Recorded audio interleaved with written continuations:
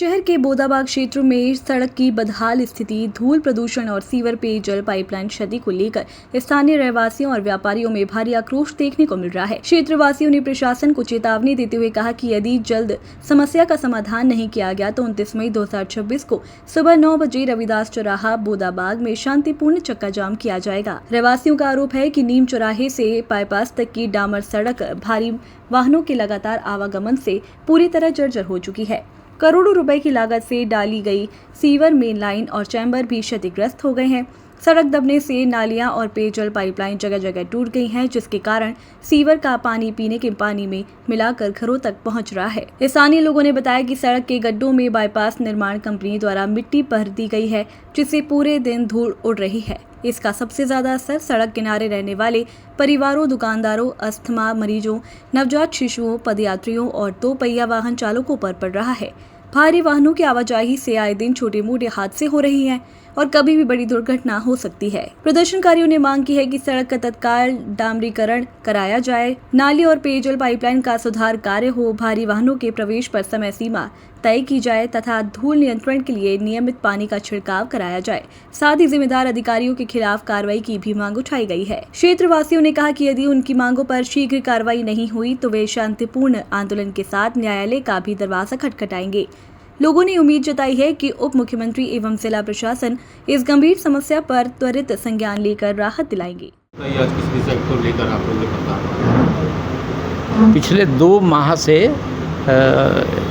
नीम चौराहे से लेकर के और बाईपास तक ये सारा ट्रैफिक जो बाईपास वाला ट्रैफिक था उसको यहाँ से डाइवर्ट कर दिया गया है और बताया ये गया है कि वहाँ पर कोई सड़क टूट गई है, उसका निर्माण कार्य के लिए कुछ दिन के लिए हम लोग यहाँ से वाहन जो है भेजेंगे।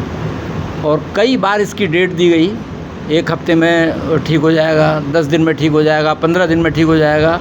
ये लगभग 2 महीने हो गए हैं, अभी तक वो वाहन उसी तरीके से निकल रहे हैं। और बोला ये जाता है कि किसी निर्माण वाली कोई कंपनी है, उस कंपनी के वाहन सिर्फ जा रहे हैं, बाकी जा नहीं रहे हैं। लेकिन वास्तविकता ये नहीं है।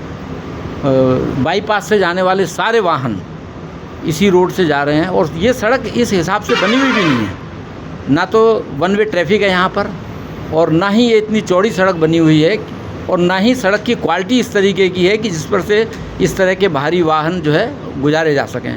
पूरी सड़क टूट गई है, उसको कोई देखने वाला नहीं है। प्रशासन का ध्यान कई बार इस ओर आकृष्ट कराया गया, जिसके जैसे संबंध हैं टेलीफोनिकली उनको बताया गया, उनको बुला करके भी समझाया गया और दिखा भी दिया गया उनको। और यहाँ पर हमारा ये 8 और 9 नंबर वार्ड इसमें आता है। दोनों वार्ड के पार्षद भी इस बात से भली भांति परिचित हैं और 8 नंबर वाले वार्ड के पार्षद से बात करते हैं, वो बताते हैं कि साहब हमने महापौर साहब को बोल दिया है। 9 नंबर वाले पार्षद से बात करते हैं, वो बोले मंत्री जी की संज्ञान ले लिया मंत्री जी ने। तो पता नहीं किस तरह का संज्ञान लिया गया है मंत्री जी द्वारा या किस तरह का महापौर जी द्वारा वो लिया गया है, उसके कोई रिजल्ट धरातल पर दिखाई नहीं पड़ते हैं। तो समस्या हम लोगों की यहाँ बहुत ज़्यादा है। यहाँ से निकलना दूभर हो गया है। यहाँ से महिलाएं, बच्चे, कोचिंग के लिए बच्चे पढ़ने जाते हैं, स्कूल जाते हैं बच्चे, ऑफिस के लिए लोग जाते हैं, दुकानदार जो दोनों तरफ दुकानदार हैं रोड के, उनकी तो बहुत ही बुरी हालत है। और कुल मिलाकर के यहाँ पर सड़क बुरी तरीके से क्षतिग्रस्त हो गई है। सड़क के किनारे से पीने के पानी के पाइप निकले हुए हैं, वो सब पाइप डिस्टर्ब हो गए हैं, उसमें दूषित पानी घरों में आ रहा है, लेकिन कोई इस बात के लिए सुनने वाला नहीं है।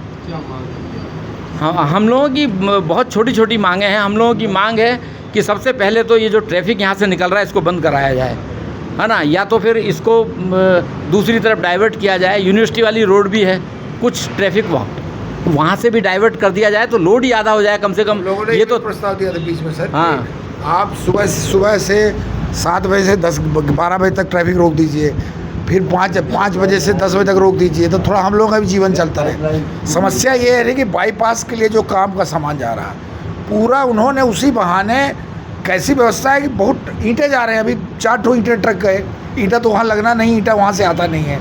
मतलब कुल मिला के इन्होंने बाईपास के नाम से पुलिस प्रशासन ने इसको रास्ता खोल दिया है। अब वो क्यों खोल दिया है ये पता नहीं।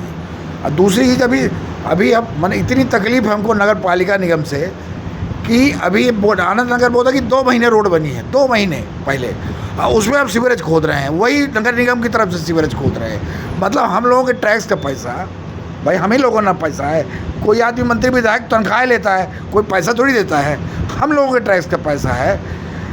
वो पैसा अब ये खोद डाले, वो 2 महीने हुआ सीवरेज को खोदे हुए। अभी 2 महीने नई रोड बनी, उसी के ऊपर सीवरेज उसी नगर निगम ने खोदवाया। तो ये मेरी शिकायत है। और दूसरी चीज़, बड़े नेता हो चाहे छोटा नेता हो, अगर आपने क्रेडिट ली है कि मैंने ये पेड़ लगाया है, तो परेशान किया है हमको, उसकी भी डिस्क्रेडिट लो। और हम लोग 31 तारीख को आंदोलन करने जा रहे हैं इसी चौराहे पे, और चक्का जाम करेंगे, गिरफ्तारी देंगे, जो भी होगा पीछे नहीं हटेंगे। भाई भैया थोड़ा सा भैया, हाँ, जो आज की मीटिंग है, हम लोगों ने कल जो चक्का जाम प्रस्तावित किया है उसकी सूचना सरकार तक पहुँचे, इसके लिए ये प्रेस कॉन्फ्रेंस बुलाई थी।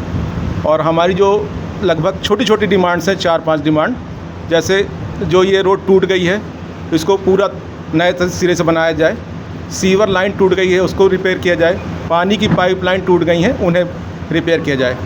अगर निर्माण कार्य में लगे ट्रकों को गुजरना ज़रूरी ही है तो कम से कम सुबह 7 बजे से 12 बजे तक और शाम को 5 बजे से 10 बजे तक, जो पीक आवर्स रहते हैं जनता के लिए, उस समय पर बंद रखा जाए। और जब ये वाहन गुजरें तो इस सड़क पर पानी का लगातार छिड़काव रहे।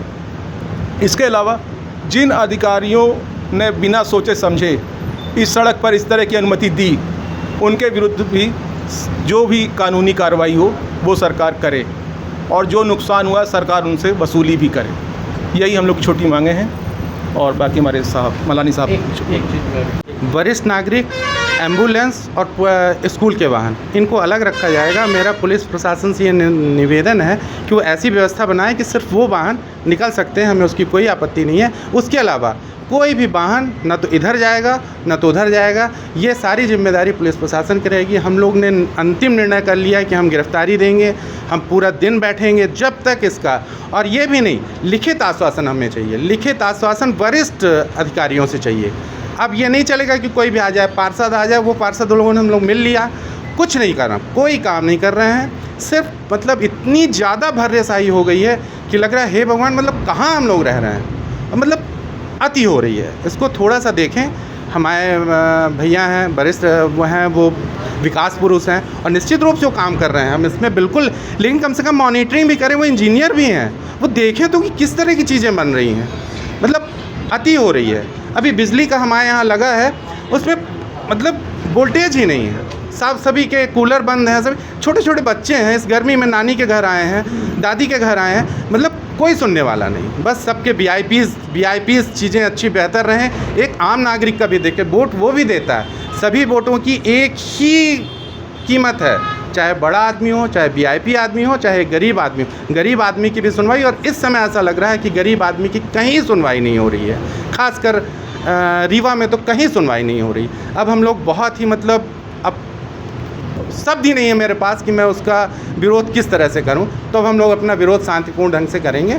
और हमारा आप लोगों से आग्रह है कि इस हमारी बातों को पूरे उचित फोरम में और सभी जगह इसको पहुंचाएं, जिससे कल जो है हमारी बातों का गंभीरता से निराकरण करने की पुलिस प्रशासन और प्रशासन कोशिश करे। धन्यवाद।